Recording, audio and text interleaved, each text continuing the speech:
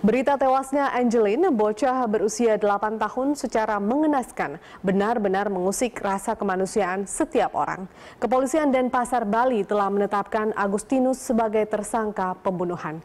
Tapi benarkah tewasnya bocah Malang itu hanya melibatkan pelaku tunggal? Atau ada keterlibatan orang lain lagi? Kita simak liputannya berikut ini.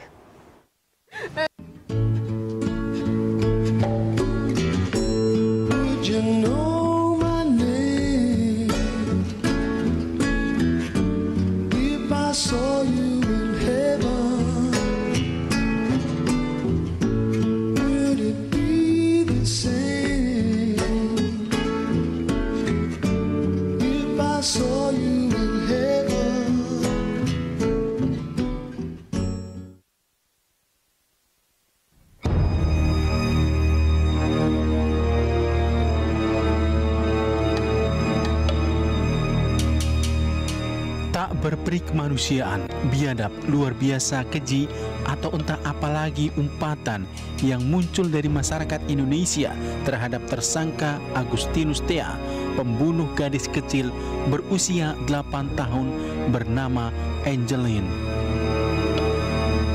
Peristiwa memilukan yang terjadi di Pulau Dewata, Denpasar, Bali baru-baru ini menjadi pusat perhatian publik. Gadis mungil nan cantik Angeline, siswa kelas 2 SD Negeri 12 Denpasar yang dikabarkan menghilang sejak 16 Mei 2015, akhirnya ditemukan. Angeline ditemukan dalam keadaan tidak bernyawa di halaman belakang rumah ibu angkatnya sendiri, Margaret, di Jalan Sedap Malam, Sanur, Denpasar, Bali pada hari Rabu 10 Juni 2015. Saat polisi membongkar kuburan Angeline, tidak ada satupun anggota keluarga, termasuk ibu angkat Margaret, yang berada di lokasi. Masyarakat pun tergetar dan banyak yang menangis haru saat menyaksikan tubuh mungil itu sudah terbujur kaku. Kita sudah mendatangkan ahli forensik, dokter forensik sudah datang. Kemudian dari laboratorium forensik juga sudah datang. Dari anggota identifikasi, dari Inafis Polda juga sudah datang. Kita akan mengolah lebih rinci lagi lokasi tempat kejadian. Sedangkan jenazah Angeline sudah kita bawa ke rumah sakit untuk dilakukan otopsi.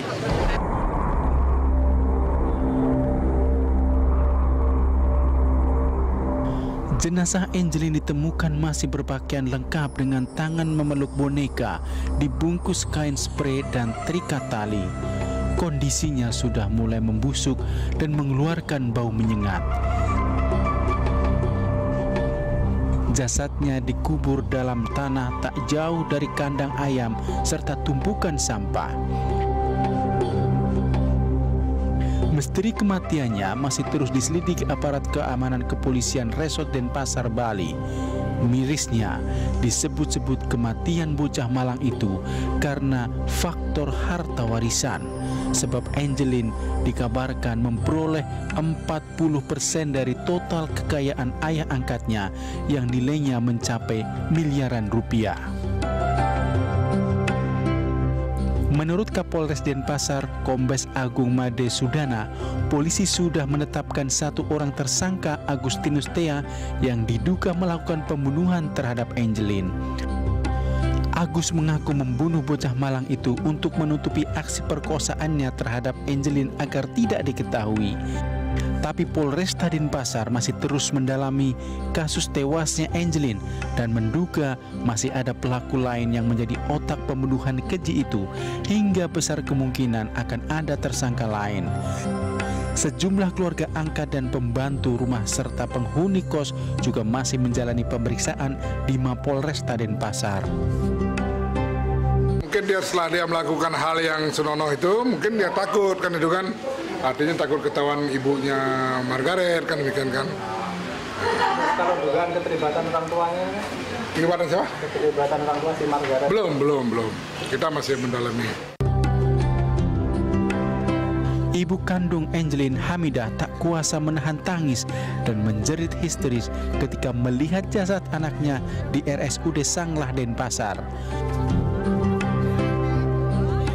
Hamidah menuturkan sebelum kejadian ia mendapat firasat tidak enak karena di dalam mimpinya Angelin selalu minta digendong tapi tak pernah bisa kesampaian. Untuk itu ia meminta pelaku pembunuhan anaknya dihukum seberat mungkin.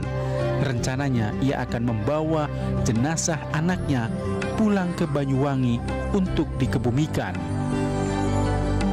Untuk tanda-tanda kekerasan seksual atau perkosaan kita tidak bisa tentukan karena kondisi jenazah yang sudah membusuk.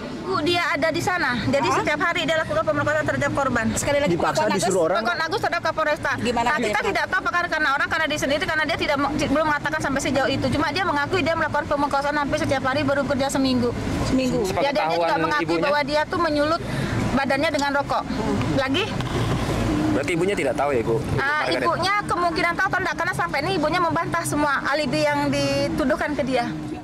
Twinkle, twinkle, little star, how I...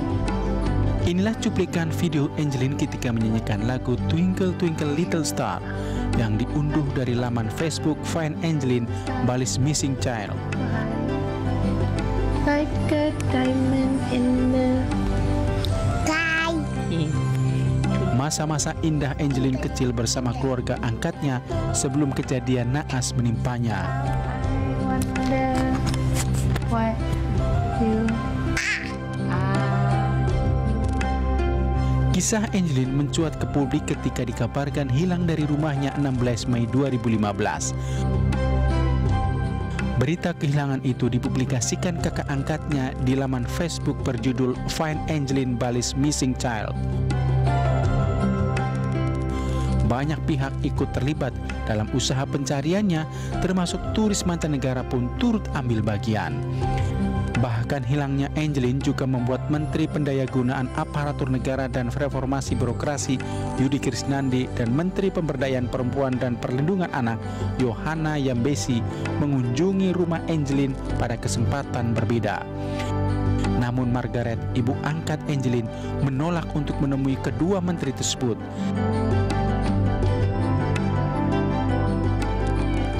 She's gone out of my life.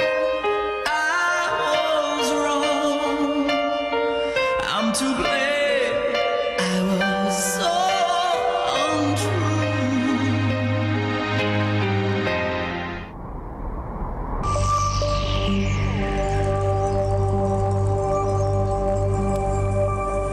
Angelin sejatinya putri ketiga dari pasangan Rosadi Hamidah, warga Banyuwangi yang diadopsi keluarga Margaret di Denpasar, Bali sejak berusia 3 hari.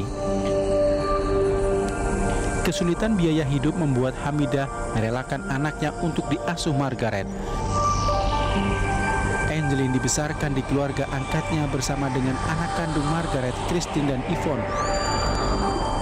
Sejak diadopsi Margaret, Hamidah tidak pernah lagi bertemu dengan Angelin sesuai isi kesepakatan mereka. Kabar terakhir didengar dari Hamidah saat anaknya hilang dan ditemukan tewas. Berita tewasnya gadis mungil Angelin benar-benar mengusik rasa keadilan masyarakat, terutama para orang tua. Wajar bila reaksi keras bermunculan dari berbagai lapisan masyarakat dan menjadi trending topik di jejaring media sosial, Twitter ataupun Facebook. Wakil Ketua MPR Hidayat Nur Wahid bahkan meminta agar pihak kepolisian dan kejaksaan menjerat pelaku dengan sekeras-kerasnya.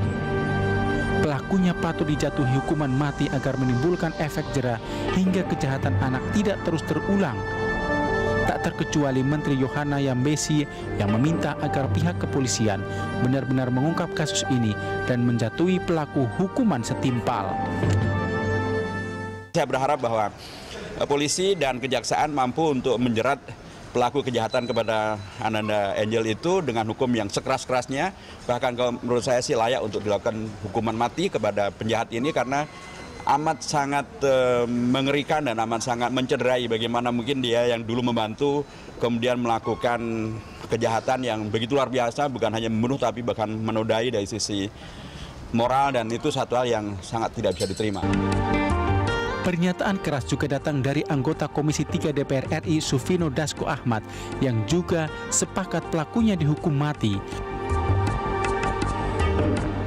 Dasko yang juga Waketum Gerindra ini akan menjadikan kasus pembunuhan dan pemerkosaan Angelin atau pelaku pedofil anak bisa dihukum mati sebagai pintu masuk untuk jadi bahan bahasan di revisi Undang-Undang KUHP yang sedang digodok parlemen.